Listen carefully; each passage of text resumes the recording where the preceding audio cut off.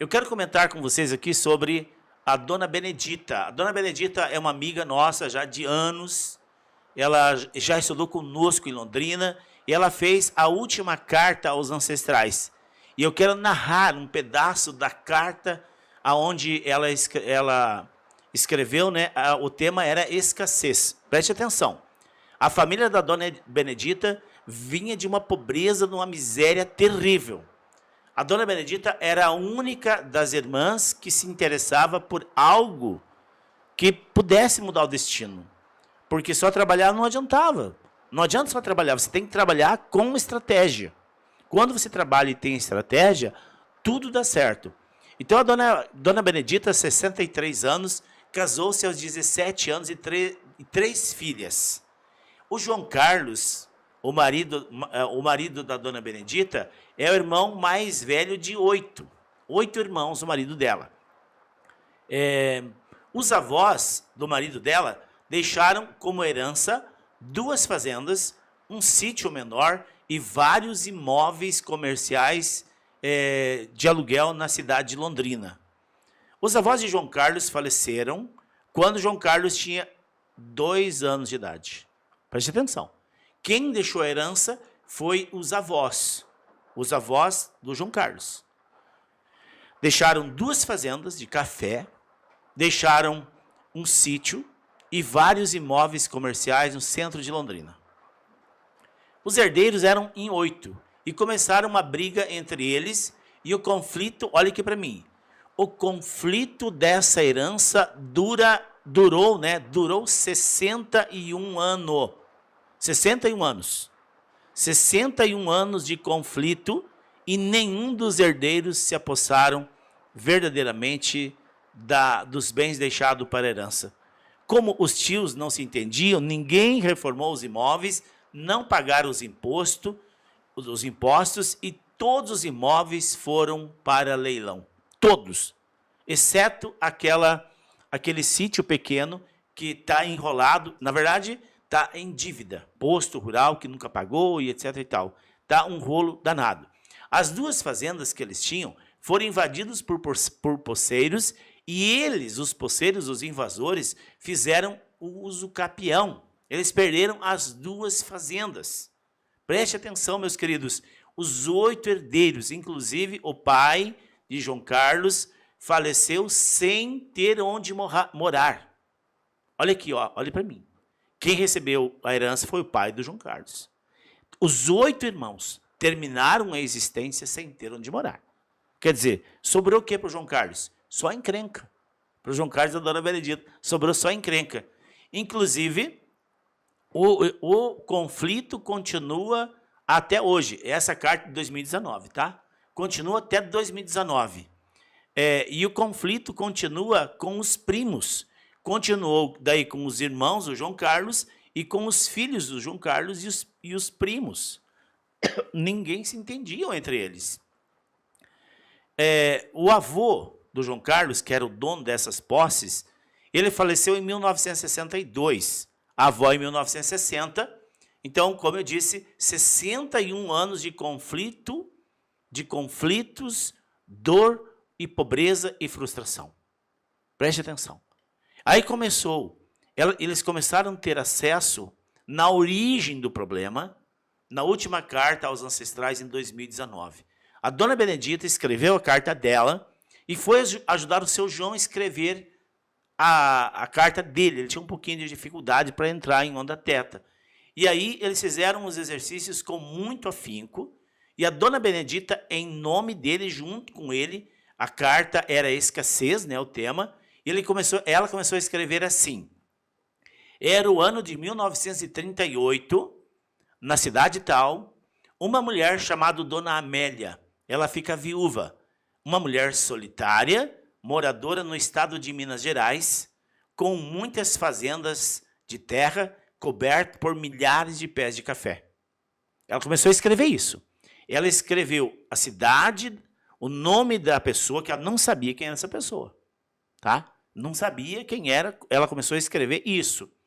E aí dizia assim, com a morte do marido, a Dona Amélia ficou de mãos atadas. Os filhos não queriam tocar o sítio, os filhos moravam na cidade. E sem ter a quem recorrer, essa mulher, a dona Amélia, confia os seus bens aos cuidados de um compadre. O compadre, bom administrador, ganha a confiança da viúva e dos 2 filhos. Vou tomar uma água aqui, tá, gente? Depois de alguns anos, os 2 filhos da viúva foram mortos misteriosamente no mesmo dia quando ambos chegavam em casa. Um mês depois que os filhos da viúva morreram, a esposa do compadre passa mal e morre. Logo depois que a esposa do compadre morreu, ele casa com a viúva. E depois de 2 anos, a viúva começa a passar mal e morre. O compadre da viúva torna-se, então seu marido, né, o único herdeiro das fazendas de pés de café da viúva, no estado de Minas Gerais. Aí vem uma pergunta. Isso aí, ela escrevendo a carta. Quem matou os 2 filhos da viúva, que foram assassinados misteriosamente? O compadre da viúva. A esposa do compadre adoeceu misteriosamente e morreu. E na carta, a dona Benedita escreve: ela morreu envenenada pelo marido, o compadre da viúva. E aí, o que ocorreu com a viúva, que adoeceu e morreu? Foi envenenada pelo compadre. Barbaridade. E quem era o compadre da viúva? O avô do João Carlos. Vejam, me arrepia inteiro aqui.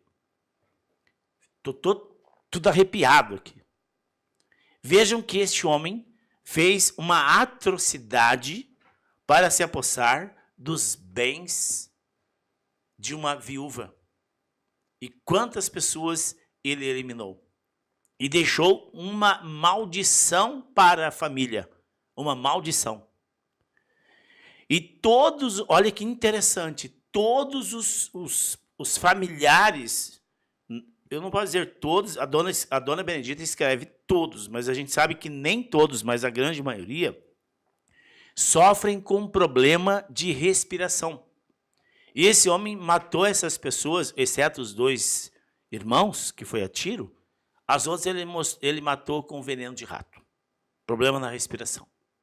Vejam que a carta aos ancestrais da dona Benedita e do João Carlos trouxe para a luz o pano de fundo do sofrimento que vinha se arrastando por 63 anos. 63 anos que tinha uma bendita de uma herança e a grande maioria não trabalhavam, ficavam esperando a herança. Mas por que eles faziam isso? Porque ele estava identificado com as pessoas que morreram para que ele pudesse ter aqueles bens. Por isso, não trabalhavam e ficavam na ilusão que a qualquer momento ele ou a herança poderia vir para eles, mas infelizmente nunca aconteceu. Quando ela fez a carta aos ancestrais, ela trouxe para a luz a origem do adoecimento, a origem da miséria da família, da pobreza e dos conflitos. Só que ela já tinha perdido as terras, não tinha mais como reaver. Mas ela trouxe para a luz uma possibilidade real de manifestação de cura. Todos os problemas, inclusive o João Carlos e 2 netos da Benedita e do João Carlos, tinham sérios problemas de respiração. E quando ela escreve a carta, traz essa história, né? Acaba o problema de respiração da família. Vejam, meus queridos, talvez você esteja se identificando com algum desse peso narrado aqui, ou dessas dores, da angústia, do sofrimento. Eu quero que você entenda, o peso que você está carregando não é seu. A angústia não é sua. Se você tomar uma atitude de resolução e buscar a compreensão do que houve na sua história familiar, você poderá reescrever a sua história, poderá reconectar a sua mente na infinita provisão divina, tirando definitivamente da escassez. Meu querido, minha querida, se você não consegue prosperar, se você não consegue ser feliz, se você não consegue alcançar os seus resultados, preste atenção. Tem alguma coisa que está pesado no seu sistema familiar e você precisa definitivamente colocar um ponto final. Sabemos que é fundamental conhecer ou reconhecer o tamanho do problema que a falta do fluxo da vida abundante pode causar. Preste atenção. O que aconteceu na vida do seu João Carlos e da Benedita? O fluxo atuante da vida foi interrompida em gerações lá do avô. Então, aquele fluxo não estava disponível para eles. E é importante reconhecer o tamanho do problema que pode causar em gerações e gerações se alguém não fazer nada. Talvez você foi escolhido para estar conosco nessa noite, para que você bata no peito e quando faça semelhante quando Deus chamou Abraão. Quando Deus chamou Abraão para uma missão, Abraão disse, eis-me aqui. Abraão não disse para Deus, o que você quer? Quanto que você vai me pagar? Quanto que eu vou ganhar? Não, o chamado foi respondido categoricamente, eis-me aqui.